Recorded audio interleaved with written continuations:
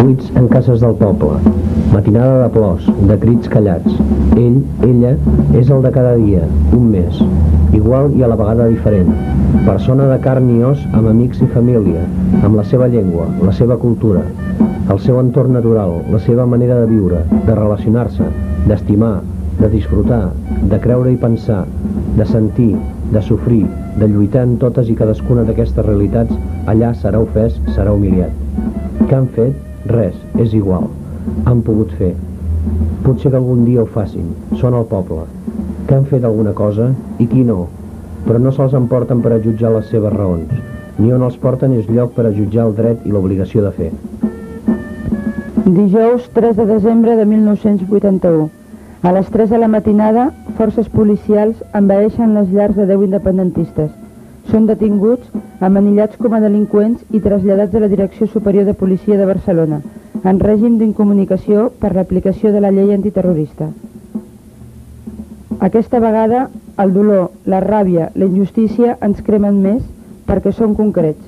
Esplugues aquesta vegada sap qui és. Coneix qui és un dels detinguts, Marcel Caselles.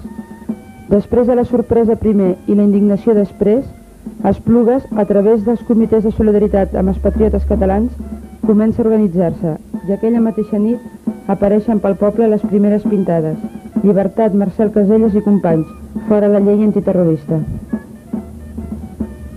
Divendres 4 de desembre. Ja són 20 els independentistes detinguts. Esplugues celebra la seva primera assemblea popular a l'Ajuntament. Organismes com els comitès de solidaritat amb els patriotes catalans i els Consells Populars de Cultura Catalana, entre d'altres, inicien la campanya que es preveu llarga i dura per aconseguir la llibertat dels detinguts. Surt al carrer un full explicatiu del cas i es convoca una concentració per dissabte dia 5 a les 12 davant de l'Ajuntament. S'inicia també una campanya de recollida de signatures per un manifest demanant la immediata llibertat dels independentistes detinguts. S'emplaça a l'Ajuntament i a partits polítics perquè signin aquest manifest. Dissabte 5 de desembre. De bon matí apareixen pel poble pancartes demanant la llibertat dels independentistes detinguts. A les 12, unes 200 persones acudeixen a la concentració prevista davant l'Ajuntament. Després d'una explicació del cas, s'arriba a l'acord de celebrar cada dia a les 8 del vespre i mentre en Marcel i els seus companys no siguin posats en llibertat, una assemblea a l'Ajuntament per informar i decidir les accions a seguir. Acompanyats dels crits de llibertat Marcel Caselles i companys, una comissió delegada per l'Assemblea puja a l'Ajuntament per parlar amb l'alcalde i regidors. Aquesta comissió demana que el consistori signi el manifest i que també ho facin els partits polítics. Diumenge 6 de desembre. Les reaccions se succeeixen arreu del país. A Barcelona, Reus, Manresa, Tarragona, el poble es mobilitza. Més d'un centenar d'intel·lectuals dels països catalans signen un escrit en contra de les detencions i de la llei antiterrorista. Dilluns i dimarts 7 i 8 de desembre. Continuen les mobilitzacions populars a Esplugues.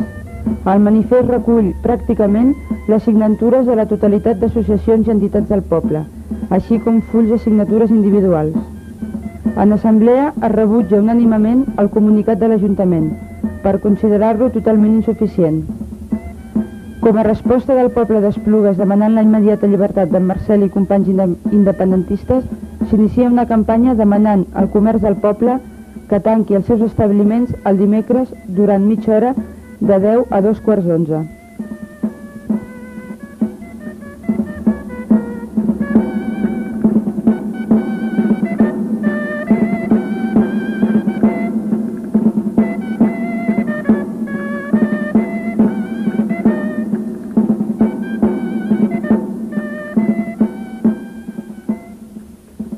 Dimecres 9 de desembre. Jornada de lluita al poble. Malgrat la presència policial, el tancament del comerç a Esplugues per la llibertat dels detinguts obté un ampli ressò popular. Al barri centre, d'on és veí en Marcel, el tancament és total. També l'Institut Joanot Martorell suspèn les seves activitats docents durant la mitja hora prevista. A diverses escoles es fa durant la mitja hora una explicació de la llei antiterrorista i la seva aplicació en aquest cas concret. A darrera hora de la nit d'aquest dia, una notícia ens feu tremolar. Els detinguts eren traslladats a Madrid davant l'Audiència Nacional.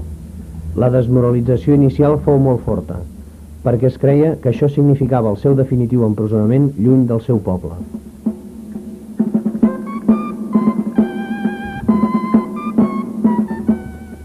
Dijous 10 de desembre. En Marcel i de moment 2 companys més estan en llibertat sense càrrecs.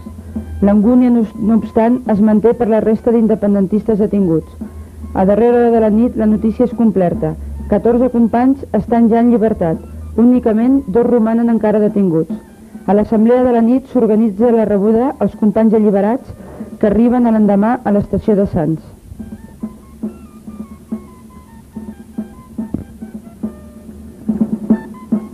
Divendres 11 de desembre. Des de 2 hores abans de l'arribada del tren procedent de Madrid, la presència a l'estació de Sants de gent propera als independentistes anava creixent per moments, fins a arribar a unes 400 persones. La rebuda superà els límits del previsible. La gent d'Esplugues, que tant ha lluitat per veure aquest moment, està present en gran nombre amb les seves estelades i una gran pancarta que diu: Marcel, Esplugues amb vosaltres, i que recorda: la lluita continua. La reacció en veure baixar del tren aquells patriotes amb rostres esgotats i reflectint el tracte rebut és d'una emoció difícil d'explicar. El so de la gralla i el cant dels segadors els hi donaren la benvinguda. A l'assemblea de la nit s'informà del desenvolupament de la manifestació convocada a la plaça Universitat. La manifestació, que era prohibida pel govern civil, va ser durament reprimida amb contínues càrregues policials.